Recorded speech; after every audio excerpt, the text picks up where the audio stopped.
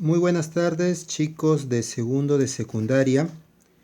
Continuando con los temas de geometría. Ya habíamos avanzado esta última semana lo que es aritmética, razonamiento matemático y álgebra, pero entramos al último tema de geometría del bimestre. El primer tema fue segmentos, que se hizo en clase, tanto teoría como ficha y tarea de libro. Luego sigue el tema de ángulos, el cual ya se dejó en el canal de YouTube los videos explicando los problemas y la teoría. Y ahora proseguimos con triángulos, en donde vamos a ver primero la parte teórica y luego ya los problemas del libro. Entonces, el tema de triángulos es un tema muy amplio. Es más, los mismos libros que dan la enseñanza de este tema lo dividen en varios capítulos, ¿no? En triángulos podemos ver primero algunas características generales, podemos ver propiedades, podemos ver líneas notables, podemos ver puntos notables, podemos ver congruencia, podemos ver semejanza, podemos ver área, podemos ver infinidad de subtemas propias de este polígono, ¿no? Pero bueno, vamos a empezar primero con la parte más básica. Acá vamos a ver todo lo que tiene que ver con características generales, clasificación, propiedades, líneas y puntos notables. Entonces, el tema 3, como había dicho, es triángulos. Una breve definición. A ver, un momentito. Ya. Los triángulos es una figura geométrica formada al unir tres puntos no colineales. Obviamente, si nosotros hablamos de puntos no colineales, significa puntos que no son consecutivos. Por ejemplo, acá hay un punto, que es este, y acá hay otro punto, ¿no? Hay tres puntos. Estos puntos que están acá son no colineales porque no son consecutivos. Si fueran consecutivos, uno estaría aquí, uno estaría aquí y uno estaría aquí. Y obviamente al hacer la línea, al momento de juntarlos, no formaríamos el triángulo. Por eso tienen que ser puntos no colineales. Y dice que los uno mediante segmentos, ¿no? Como podemos apreciar, acá hay un segmento, acá hay un segmento y acá hay un segmento. Y el momento que haga esa unión, se va a formar el triángulo, ¿no? Que es un polígono de tres lados. Bueno, vamos a mencionar los elementos. Como podemos apreciar acá, yo he colocado tres puntos no colineales, el cual yo los he unido con segmentos, un segmento, un segmento y un segmento, obviamente un poquito más grandes para formar unos ángulos afuera. Bueno, vamos a empezar primero con la primera parte, que es los vértices. Estos puntos que están acá, que forman el polígono o el triángulo, se le llaman vértices. Voy a suponer A, B y C. Por lo tanto, si yo tengo A, si yo tengo B y si yo tengo C, estos serían los vértices. Entonces, en los elementos vamos a colocar los vértices, ¿no?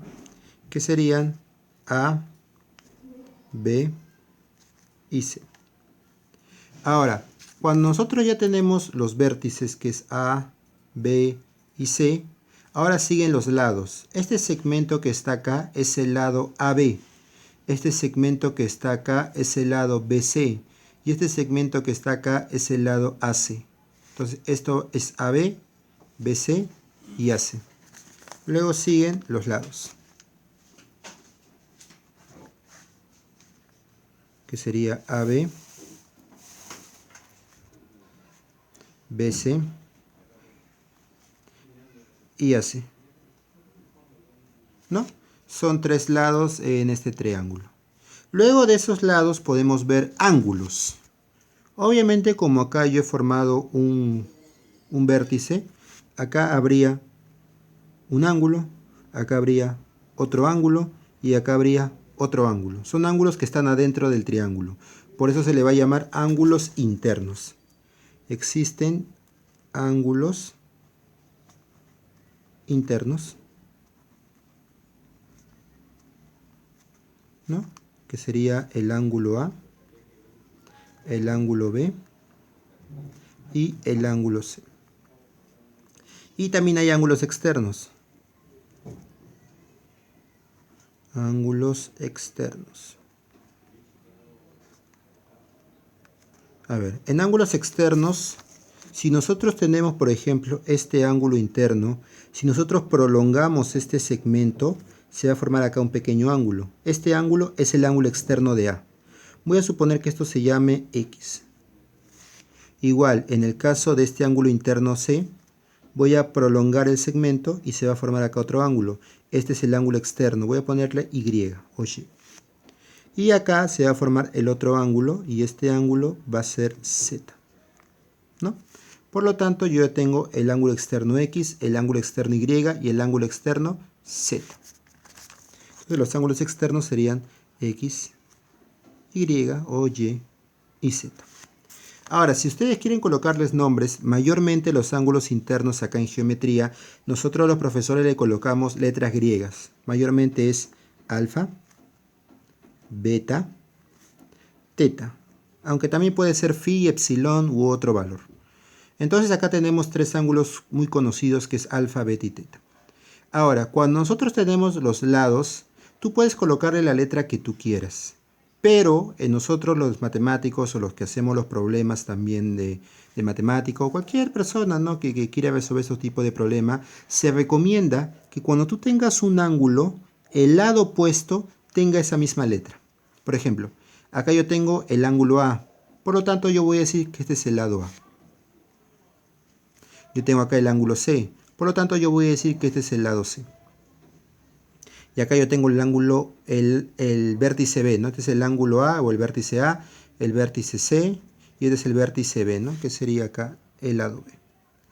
Por lo tanto, yo ya tengo lados, tengo vértices, tengo ángulos internos y tengo ángulos externos, ¿no?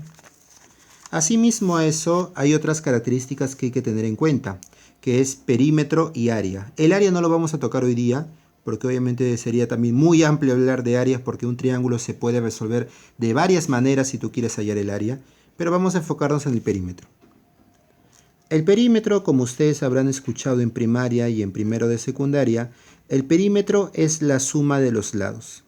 El perímetro se representa como 2P, o sea, perímetro es 2P. Si ustedes ven P, significa que es perímetro. El semiperímetro, disculpen, P es el semiperímetro. El perímetro es 2P. Por lo tanto, si yo quiero hallar el perímetro, que es 2P, va a ser igual a la suma de los lados. ¿Cuáles son los lados? A más B más C. Por lo tanto, el perímetro, que sería 2P, así se representa, es igual a la suma de los lados A más B más C, porque esos son los lados que tengo aquí. En todo caso, el semiperímetro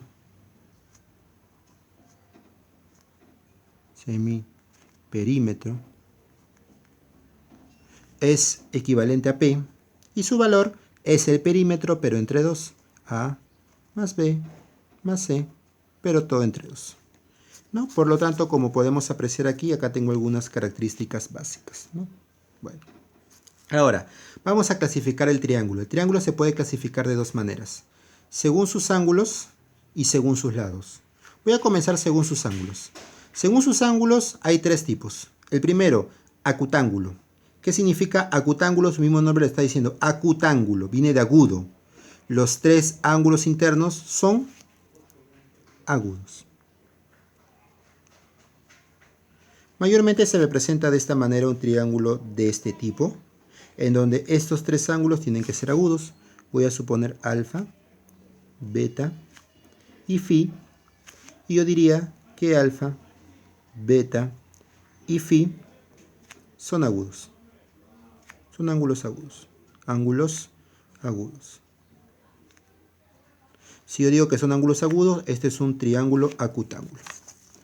Ahora, triángulo rectángulo es muy conocido, ¿no? El triángulo rectángulo se caracteriza porque tiene un ángulo interior que es recto.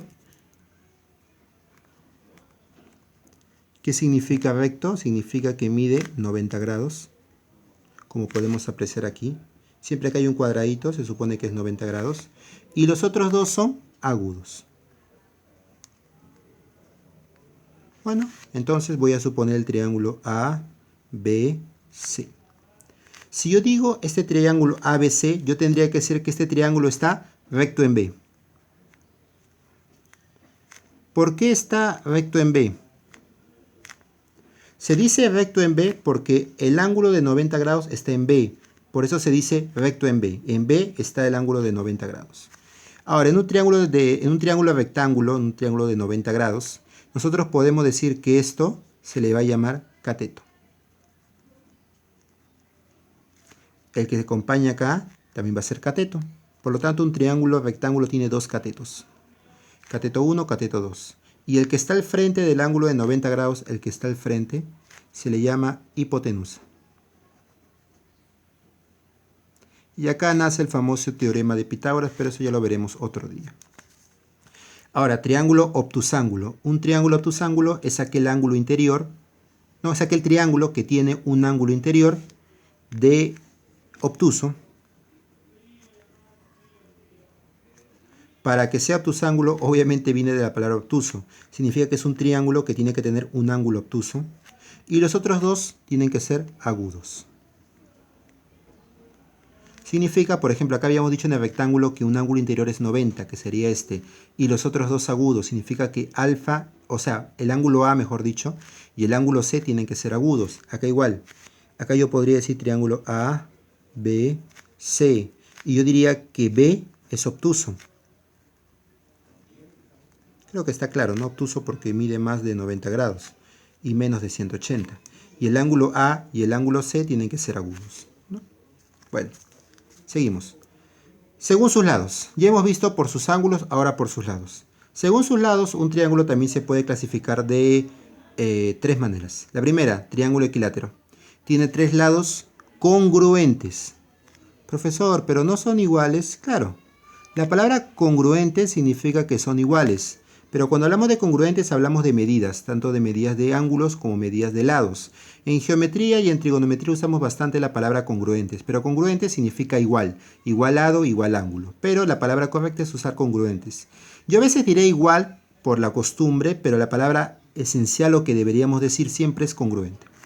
Tiene tres lados congruentes y tres ángulos también congruentes.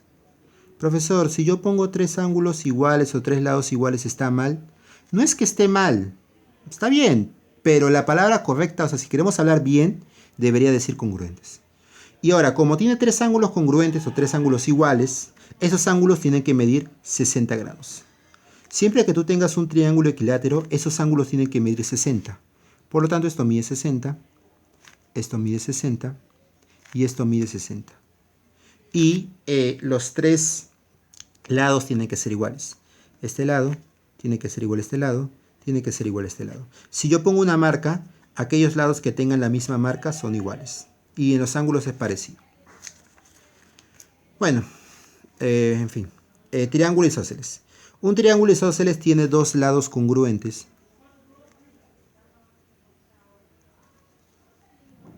El lado desigual se le llama base. Como podemos apreciar, imaginemos que esta es la base, aunque también puede ser esta o esta, no siempre está abajo. Y los ángulos en la base son congruentes, o son iguales, ¿no? ¿Qué significa? Que si yo digo que esta es la base, significa que este lado tiene que ser igual a este lado. Esta es otra forma de poner marcas. Una forma es así con una línea, otra forma es el serruchito, ¿no? Conocido. Entonces, si yo coloco esto, significa que son lados iguales. Si esto vale A, esto vale A. Y si los lados son iguales, los ángulos también tienen que ser iguales. No necesariamente se coloca la letra o el ángulo alfa, sino yo estoy colocando el ángulo que yo quiero, o el lado también que yo quiero. O sea, puede ser beta, puede ser B, ¿no? Phi, no sé, dependiendo de ti. Bueno, continuamos ahora con el triángulo escaleno para terminar esta parte. Si habíamos dicho que el ángulo, o que el triángulo, mejor dicho, equilátero son tres lados iguales, isósceles son dos iguales, el escaleno tiene los tres lados y los tres ángulos interiores que no son congruentes. Al decir que no son congruentes, significa que los lados y los ángulos son diferentes. Acá yo coloco, por ejemplo, alfa, acá coloco beta y acá coloco phi. Y si es un triángulo escaleno, yo diría que alfa es diferente a beta y es diferente a phi. Y lo mismo con los lados. Este lado tiene que ser diferente medida a este y diferente medida a este. ¿Sí? Esa es la primera parte de triángulos.